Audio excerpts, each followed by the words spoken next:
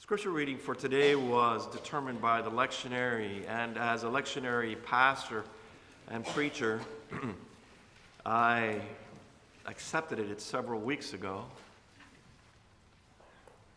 without fully studying it in depth, and that is because I have learned that the lectionary gives us an opportunity to struggle with the Scriptures, to struggle with our faith, but then also I discover how appropriate and relevant the Scriptures are, even almost to the day. Today's Scripture passage is one that is unique to the Gospel of Matthew.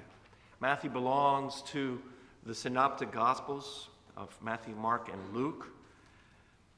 And Mark was written first, somewhere around the year 67 of the first century. Some scholars think that it may have been as late as the year 72. And then once having the Gospel of Mark in their hands, the Gospel writers for Matthew and Luke decided to write their own. And they used it as an outline.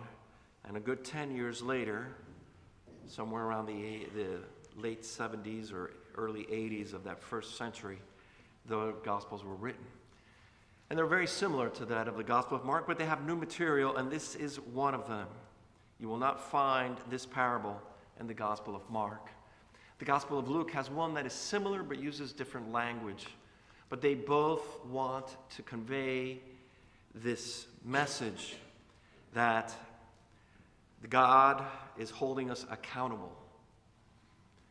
That at the end of our lives, God will sit with us and ask us that after everything we have received and that's been at our disposal, just what exactly did we do with it?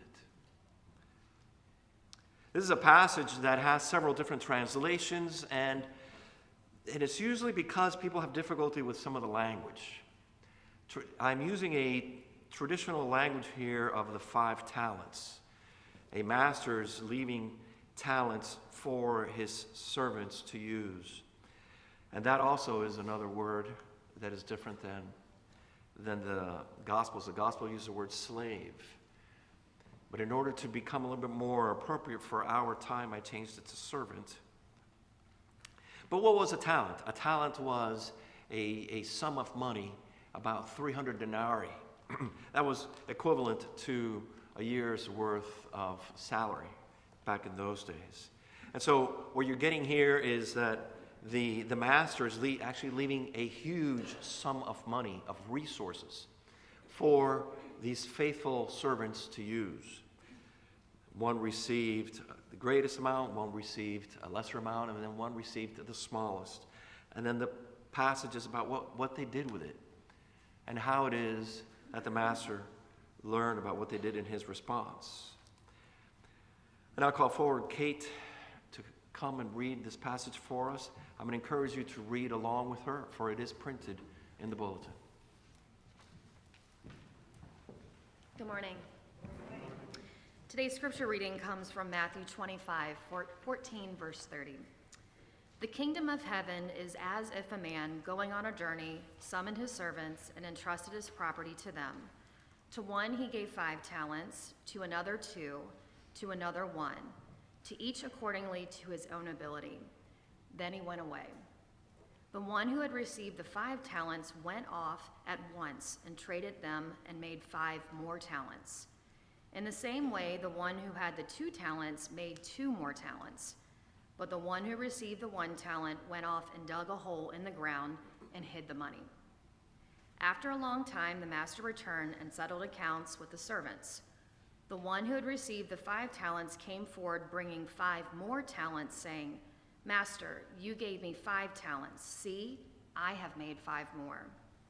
His master said, Well done, good and trustworthy servant. You have been trustworthy in a few things. I will put you in charge of many things. Enter into the joy of my kingdom. The one with the 2 talents also came forward, saying, Master, you gave me 2 talents, and I made 2 more. His master said, Well done, good and trusted servant. You have been trustworthy in a few things. I will put you in charge of many things. enter into the joy of my kingdom."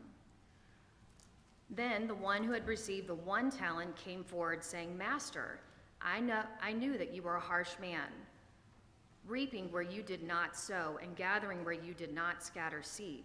So I was afraid, and I went and hid your talents in the ground. Here, you have what is yours." But when the master replied, "You wicked and lazy man, you knew, didn't you, that I reap where I did not sow and I gather where I did not scatter? Then you ought had to invest in my money with the bankers, and on my return I would have received what was owed with interest. So take the talent from him and give it to the one with 10 talents.